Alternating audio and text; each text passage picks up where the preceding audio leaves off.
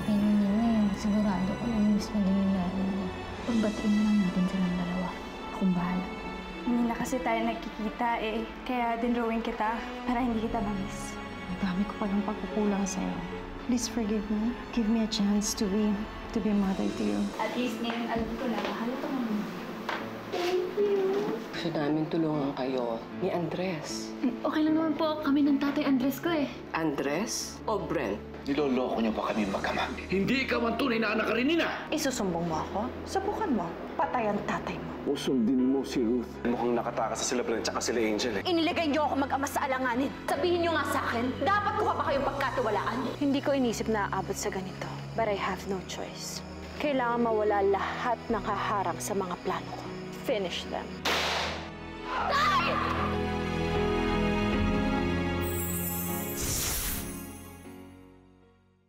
Ang ganda oh! Ang ganda natin! Oh. Ayun oh, ang ganda. Yung killer ko pantay! Ang ganda oh. Galing mo talaga mag-drawing, Nina, pero Nina, sana mas linakaya mo pa ng konting ngiti ko. Oo, tsaka yung ilong ko dapat tinamuso mo ng... Thank you naman at nagusto ko. Nagdagan ko yan pa. Ah, sige ah. Ano pang gusto niyo bago? Uy, wala. Tito Abel! Ana, pare. Nina, may bisita kayo. Kamusta na mga apo ko? Ay, Lola! Namiss ko kayo. Kamusta na? Ganun pa rin po. Maganda pa rin po kami. Alam niyo ho, ma'am, naku, ang babait po ng mga apo niyo. Ako nga po yung nagbabantay sa kanila, parang ako yung mother goose. Lola, kamusta na po si Angel? Magaling na po ba siya? Wala na siya, Ana. Umalis na siya kasama ng tatay Andres niya. Andres po? Hindi pa dapat Brent? Karen, may nalaman kasi kami. Sigurado matutuwa kayo sa babalita ko. Alam mo, we found out na nagpapanggap lang pala yung lalaki na yun. Hindi siya talaga si Brent. Hindi si Angel ang hinahanap namin ako. Hindi siya ang tunay na anak Karenina. Hulaan niyo ngayon kung bakit nandito ako. Nandito ako ngayon para sunduin kayong tatlo. Para umuwi na tayo. At namimiss na namin yung mga apo namin. Namiss ko na kayo.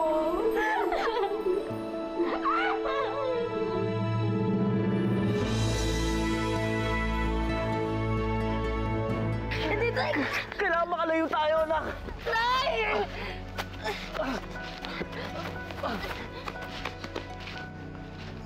Tapusin mo na sila! Yung bata! Of course! Alam mo nung buhay mo pa siya, stupid!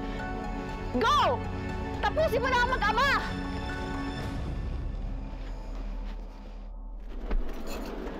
Berta. Manang Berta! Manang Berta!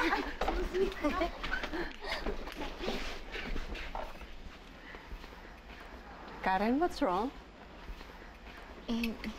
Baka po kasi galit pa rin sa amin si Lolo Sernan. Baka hindi pa rin kami pansinin. Nung huli po kasi kami nagkita, galit na galit po siya sa amin. Hindi totoo yan. Hindi ako galit. Hindi na. I'm sorry. I made the wrong decisions.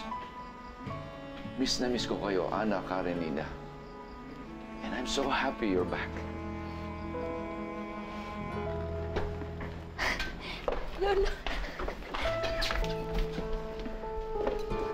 I miss you.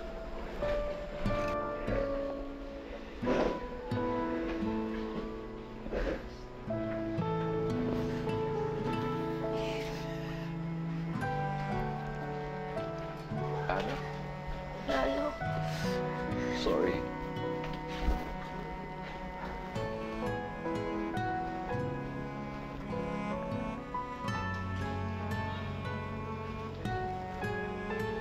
Nina, kailangan yakapin mo na ako ngayon.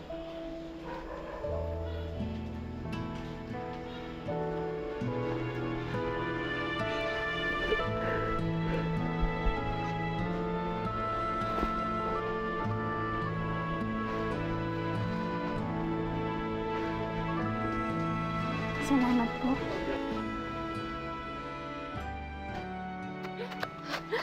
Uy, uy, tay, tay, Di ko na kaya.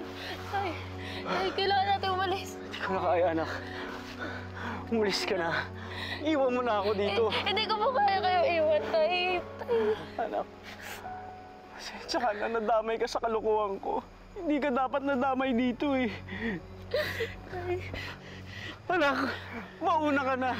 Sige na, umalis ka na. Hindi ko Anak, kaya umalis ka iwan, na. tay. Umalis ka na. Umalis ka na, anak. Tumakbo ka na. Takbo, anak. Takbo! Huwag kang hinto!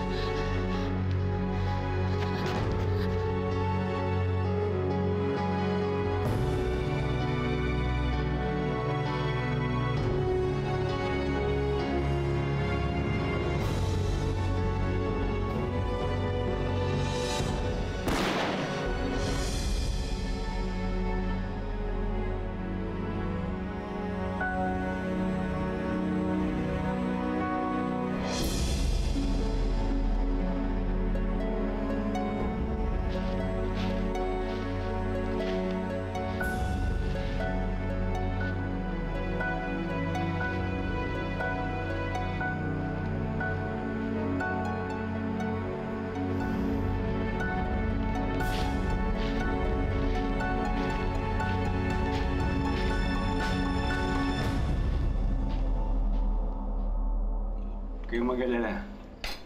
May paglalagyan sa impyerno yung magama na yun. Mga con artist pala. Nagpanggap na Brent. Yung pala, Andres talaga yung totoong pangalan. Gusto lang perahan yung lolo at lola niyo. Ba? Ang dami po talagang mga masasamang tao at oportunista, no? Yung mga nagpapanggap. No, Ma'am Carmela? Pero, di ba po merong pinakita na singsing si Angel? Kung peke po siya, paano po napunta sa kanya yun? Yun ang nagtataka kami. Paano napunta sa kanya yung singsing ni Maggie? Eh, nung nabisto siya, tumakas agad, kaya hindi na namin naitanong.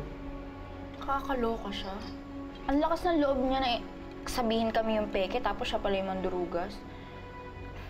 Pakiramdam ko nga po, pinlano niya po talagang paalisin kaming tatlo dito sa mansyon. Kaya gusto ko mag-apologize sa inyo dahil sa nagpabulag ako dun sa panloloko nila dahil sa kagustuhan kong makilala yung tunay kong apo. I'm sorry talaga. Okay lang po yun, no? Oo nga po. Malakas naman po kayo sa amin eh. Pero, ano po ba mangyayari sa kanila pag nahuli na sila? Kailangan pagbayaran nila ang ginawa nila. Tandaan nyo to, walang krimen na hindi pinagbabayaran. At sa ginawa nilang yon, kailangan silang managot.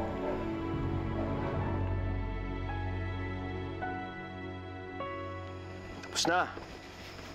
Antahimik ko na yung problema mo. Good.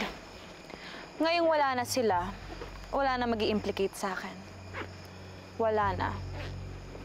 Except for you. Ruth, professional ako. Hanggat binabayaran mo ko, kakampi mo ko. Kaya wala kang dapat ikatakot sa akin. Peter, hindi ako natatakot sa'yo. Ikaw ang dapat matakot sa akin. Hindi ko kakalimutan na ikaw ang nagrekomenda sa mag-amang yan. At muntik na nila akong pinahamak. Tapos na naman na, di ba? Tapos na problema mo. Mabuti na yung klaro.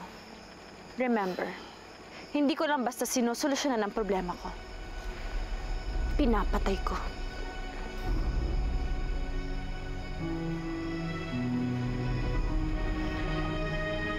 Rodel, let's go.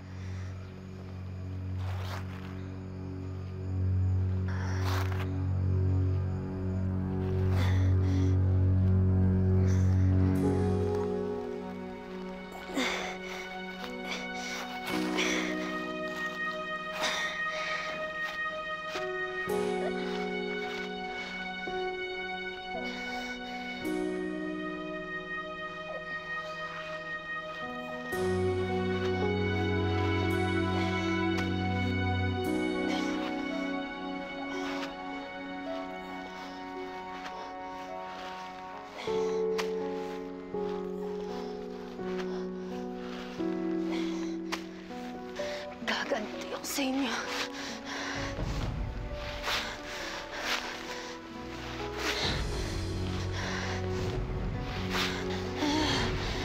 Gaganti ako sa inyo.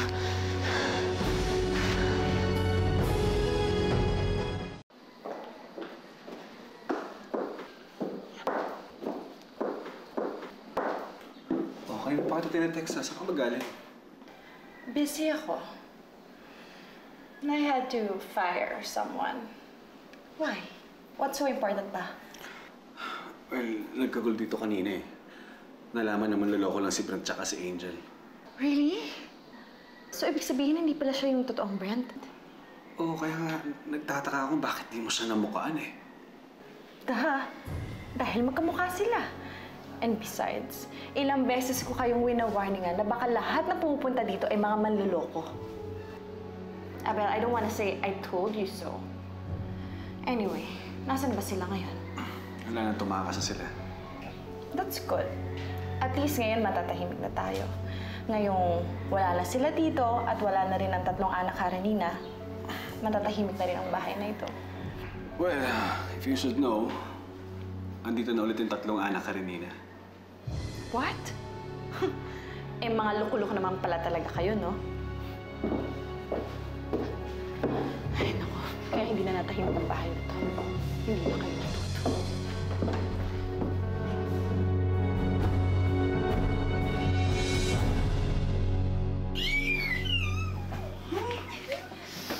Alam mo, anak, hindi ka pagsasama sa ganitong klaseng buhay. Yung buhay ng mayaman. Tama ka dyan, Nay. Sa totoo lang, kinabahan ako. Kasi akala ko hindi na tayo makakabalik dito sa mansyon. Kaya nga, huwag mo na pababayaang mapaalis ka ulit dito. Huwag kang mag-alala, Nay. Hindi nahahayaan ni Lolo na mangyari pa ulit yun. Sus. Eh, hindi ba nangyari na nga nung inakala nila ang apo nila yan si Angel? Eh, nagsipara kayong 3. Dinala kayo dun sa kondo. Buti na nga lang. Hindi siya yung totoo. Eh, kung nagkataon, gaano katagal kayo isa-stack ng lola mo doon? Ha? Nay, huwag na natin isipin yun. Hindi naman nangyari yun eh. Kung ako sa inyo, matuwa na lang tayo dahil andito na kayo ulit. Sa akin lang naman kasi, Karen. Di naman yan sila hihinto eh. Hahanapin at hahanapin nila yung apo nila. Na yun ang gusto nila eh. Paano yun, Nay? Eh, hindi ko nga alam kung paano ko malalaman kung ako talaga yung tunay na anak rin ng hinahanap nila. Anak, hindi na importante yon. Ang importante, gumawa ka ng paraan para ikaw maging paborito. Nagets? I'm really so happy nakabalik na dito yung mga bata uli. So, ibig sabihin, balik tayo sa paghahanap sa totoong anak Karenina. Ako, I still believe na isa sa kanila yon. Nadiskari lang naman tayo dahil dun sa singsing na ipinakita niya eh. Napaniwala tayo agad ni Angel. Kahit na hindi consistent yung una natin natuklasan tungkol kay Ana Karenina. Nakapagtataka, no? Paano kaya napunta sa kanya yung singsing na yon? Abel, kausapin mo nga yung investigador na kinuha mo noon. Siya yung nagpakilala sa atin sa Peking Brent na yun eh. At may dala-dala pa siyang mga Peking documents. Kung sino magpagbibigay linaw sa mga tanong natin ngayon, siya lang yun. Si Peter Calzado. Alam mo, baka siya yung hinahanap nating taong kasabwat. Hayaan niyo, Auntie. Alamin ko yan. Bukas na bukas din. Pupuntahan ko siya.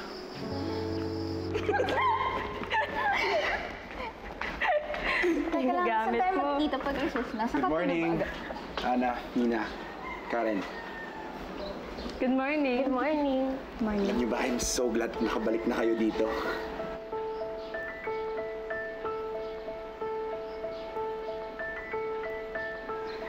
Sige na, papasok na ako sa loob. Ingat kayo sa school, ha? Karen.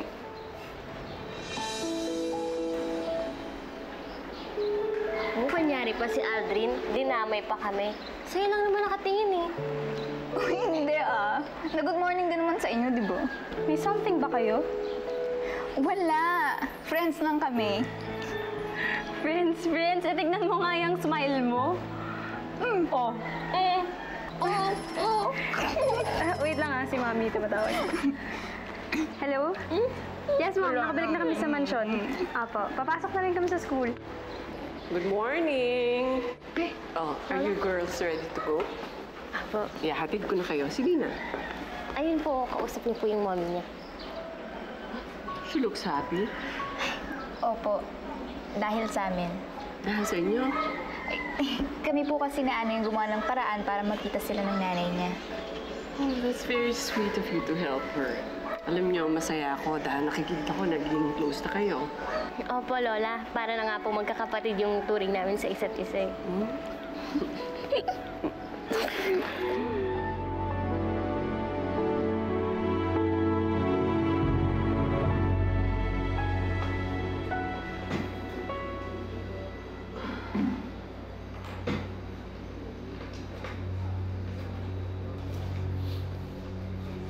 Ayop ka, Peter. Bakit mo kami niloko? Ha? Baredo, aga-aga, mainit ang ulo mo. Bili mo sa akin. Kasabot mo yung Andres na yun sa panluloko sa amin, no? Wala akong alam sa sinasabi mo. Ebidensya ka ba? Ano wala? Ikaw lang nagpakita sa akin ng mga dokumento ng Brent na yun, eh. Pero niloko mo lang kami. Ha? Mr. Baredo, ayokong pinagbabantaan ako sa sarili kong opisina. Kaya kung po pwede, umalis ka na lang. Di ako alis dito hanggat ikaw maamin. Nasaan yung magamang yun? Wala akong alam sa sinasabi mo. Umalis ka na. Peter. Ha? Humingi mo sa akin! Nasaan sila? Tawa mo!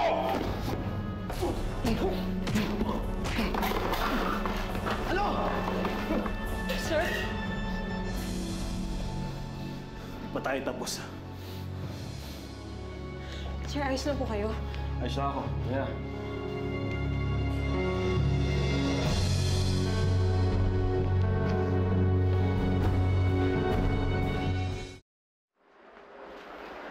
Hi, sexy. Oh, wait lang. Baka pwede kita sabayan. Ano, sige na.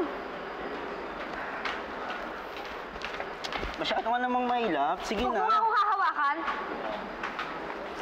Ano ba? Eh, kung gusto ko, may magagawa ka ba? Sige, subukan mo. Lalampasuin ko mukha mo.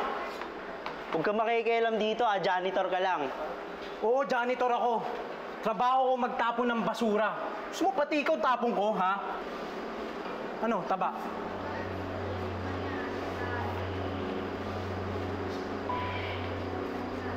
May araw ka rin sa akin, ha? No. Kaya mo yan.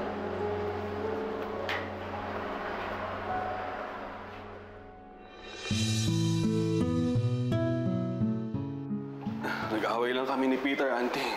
May tulo ko, nasanto ko lang siya. Naku, Abel, you shouldn't have. Sorry, Auntie, pero hindi ko na napigilan yung sarili ko, eh. Parang hindi ko lang kasi matanggap na niloko niya lang tayo, eh. May nalaman ka na ba? Wala pa, Uncle, eh. Pero pinapaimbestigahan ko na siya. Tsaka may kinausap na rin ako mga lawyers para malaman natin kung anong kaso pwede isampa sa kanya. Eventually, malalaman din natin kung ano talaga nangyari. Malalaman din natin kung sinong kasabwat niya.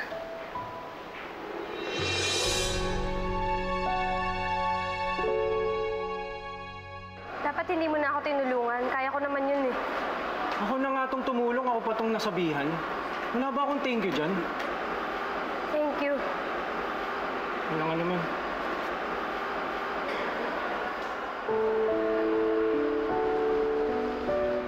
Oh, bakit ka nakangiti? Hindi ako nakangiti.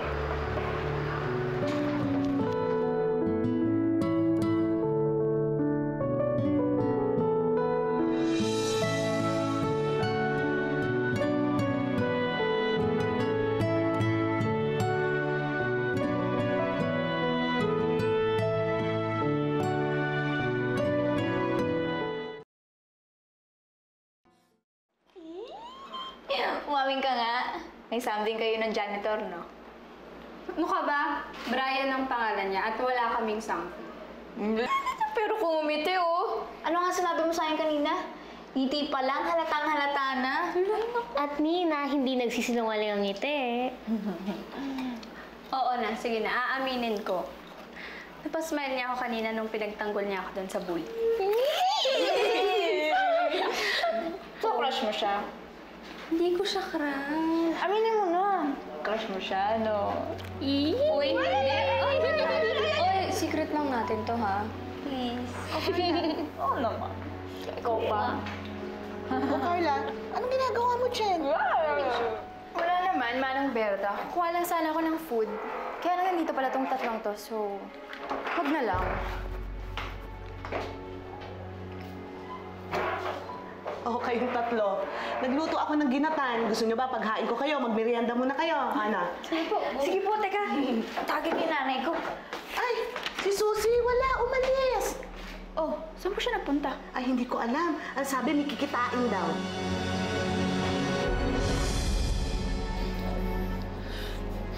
Patawarin mo na ako, sweetie babes. Ayoko na, Kadyo. Ayoko nang masaktan. Sawang-sawa na ako. Saktan na rin naman ako eh. Ginalpin niyo na nga ako. Wait sa tayo, sweetie babes. Hindi ko kaya na mawawala ka eh. Mamamatay ako sa pagtamis sa'yo.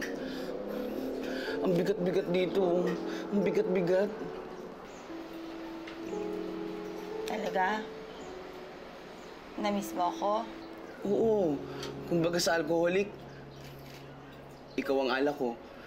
Kumbaga sa snatcher, ikaw ang wallet ko. Kumbaga sa addict, Oo na, tama na, tama na. Huwag mo nang ituloy. Namiss din naman kita eh. Bati na tayo. Kain na kaya tayo. Sige. Miss na kita. Hawak kita, huwag kang bibitaw, hindi kita bibitawan. Ligtas ka na. Sige na. Huwag mo ako hahawakan. Trabaho ko magtapon ng basura. Gusto mo pati ikaw tapon ko, ha? Kaya nga yan. Di ba janitor ka lang dito? Oo, janitor lang ako dito. Pero marunong ako rumispeto.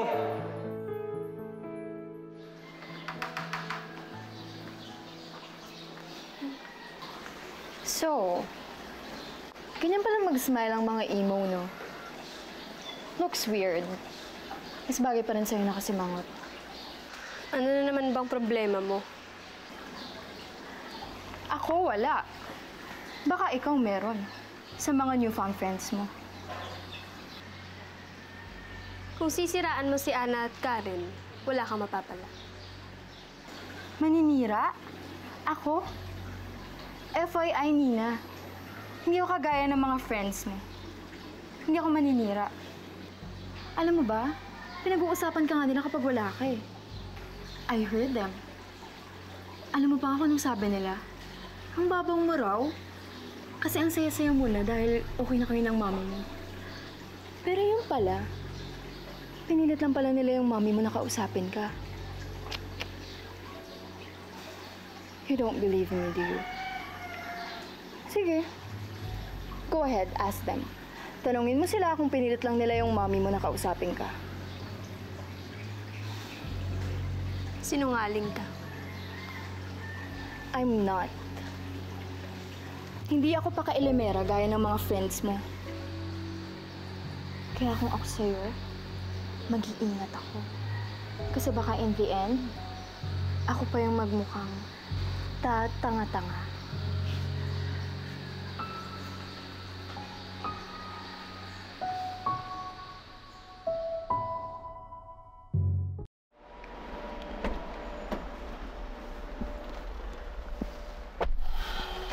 Anong nangyari sa'yo? Pinuntahan ako ng asawa mo. Asawa ko ang may gawa niyan? Alam na niya na may kinalaman ako sa peking Ana Karenina. Narinig ko nga pinag-uusapan nila. Ididemanda kaya nila o ipapakulong. Gusto mo tapusin na natin sila eh. Bobo! Wala kang laban sa kanila. At kapag naipit ka, may ipit din ako. Anong gusto mong gawin ko?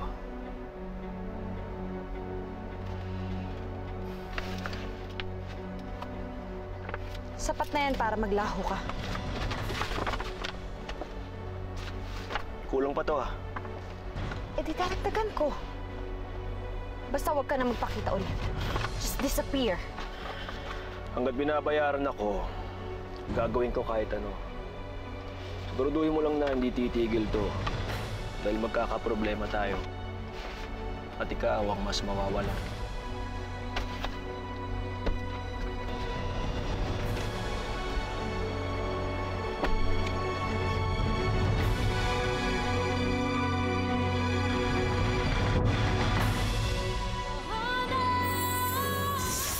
Ganda naman dito. Siguro mas maganda sa loob ng mansyon. Patingin. Ay, hanggang dito ka na lang. Kasi alam mo naman si Karen eh. Saan kayo galing? Nakipagkita kayo kay Kadjo, no? Ano ka ba?